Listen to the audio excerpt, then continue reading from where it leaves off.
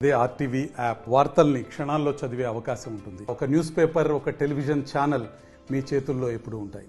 నిన్న రాత్రి విజయవాడ నగరం నడిబొడ్డిన గౌరవ ముఖ్యమంత్రి జగన్మోహన్ రెడ్డి గారు, మా పార్టీ అధ్యక్షుడు జగన్మోహన్ రెడ్డి గారిపై జరిగిన దాడి చాలా ఘోరమైన చర్య.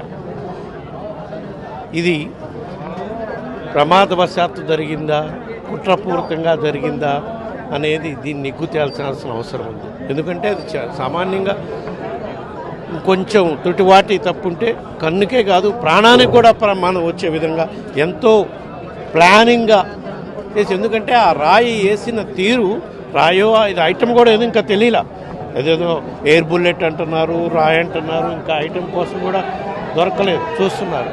అది ఆయనకి తగిలి మళ్ళా రివర్స్లో పక్కనున్న వెల్లంపల్లి శ్రీనివాసుకు తొలికి ఆయనకు కూడా గాయమైందంటే ఎంత ప్రెజర్ తోటి దాన్ని ఆయన ప్రాణానికి ముప్పు కల్పించే విధంగా జరిగిన తీరు చూస్తే దీని వెనక కుట్రపూరితంగా వ్యవహారంగా దీన్ని ఆయన ప్రాణాలకే ముప్పు చేసే విధంగా, ఏదంటే 2018లో ఏ విధంగా ప్రజాస్పందన చూసి అప్పుడు కూడా విశాఖపట్నం ఎయిర్పోర్ట్లో దాడి చేశారు, అంతకన్నా ఇప్పుడు దీన్ని ఆయన ప్రాణానికే ముప్పు కలిగే విధంగా తప్పకుండా అమ్మ కంప్లైంట్ చేయటం కాదు, ఈసీని నిష్పక్షపాతంగా దీని మీద ఎంక్వైరీ చేయాలి, బాధ్యులైన వాళ్ళని 24 గంటల లోపల పట్టుకోవాలని కూడా డిమాండ్ చేస్తున్నాం.